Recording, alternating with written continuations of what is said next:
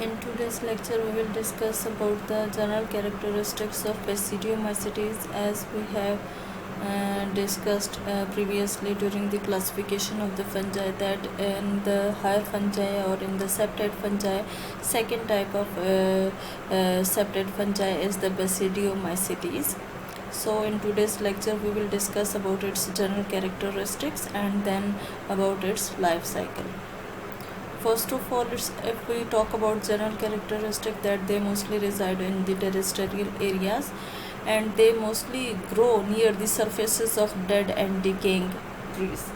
If we talk about the Basidiomycetes, these are commonly known as the club fungi, and they get its name from the specialized reproductive structure which resembles like a club.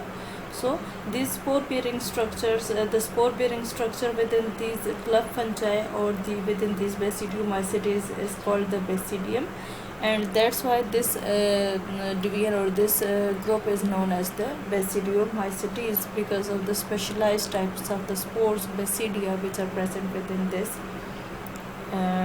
division. So basidia are found on the gills that grow on the underside of the mushroom's caps.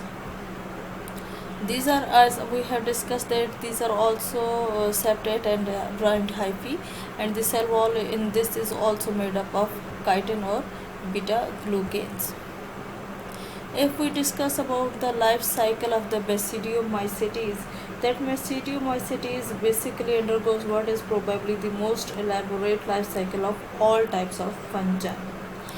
You can understand clearly about the life cycle of the Basidiomycetes or the club fungi through this diagram. A basidiospore, here as you can see that these basidiospores basically germinate and they form the hyphae, and these hyphae are basically the haploid hyphae. And these are also known as the primary mycelium, which grows from the basidiospores, but these do not grow for the longer time.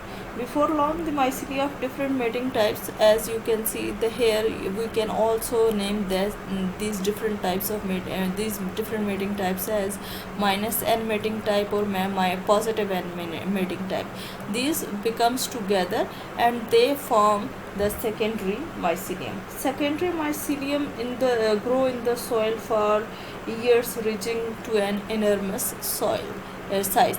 This secondary mycelium that basically grows within the soil and they basically attain an enormous size. A few mycelia have been found to be 100 of the meters across, making them perhaps the largest organism in the world. When there is right combination of moisture and nutrients, as you can see, as you all know, that growth takes place or the germination takes place only when the conditions are suitable, both in case of environment and in case of nutrients. So when the right combination of moisture and nutrients takes place, spore producing bodies push above the surface. As you can see that here, the spore producing body that will push upward, and here is the upright position above the ground. You could recognize these fruiting bodies as mushrooms. These fruiting bodies expand exponentially with exponential speed, sometimes producing fully developed mushroom overnight. Here you can see that overnight you will see a fully grown mushroom, and this growth is not because of the cell division, that is because of the cell enlargement process, and that cell enlargement process is because of water intake that will take place during their growth. So when mushrooms cap opens, as you can see that there is the mushroom cap, when it will open,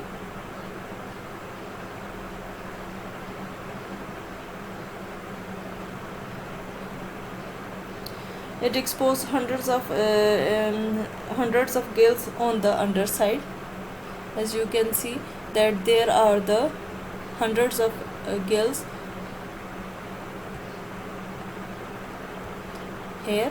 These are the hundreds of gills which are present underside, and that exposes hundreds of tiny gills on the underside. Each gill is lined with basidia.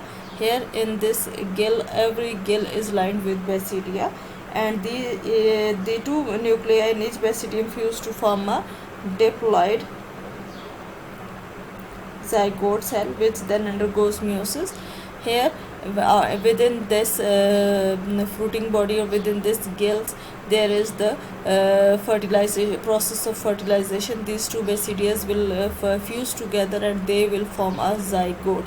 And after the formation of zygote, there is the process of meiosis, and that meiosis basically forms the clusters of haploid basidiospores. As you can see that here is the formation of basidiospores. Then these basidiospores form at the edge of each basidium. These basidiospores basically form at the edge of each basidium, and within few hours are ready to be scattered.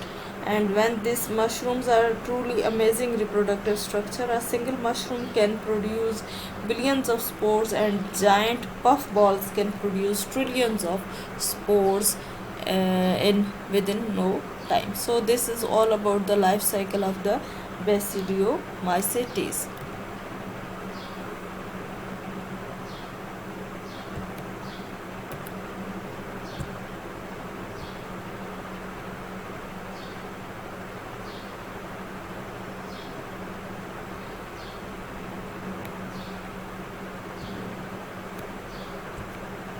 Thank you.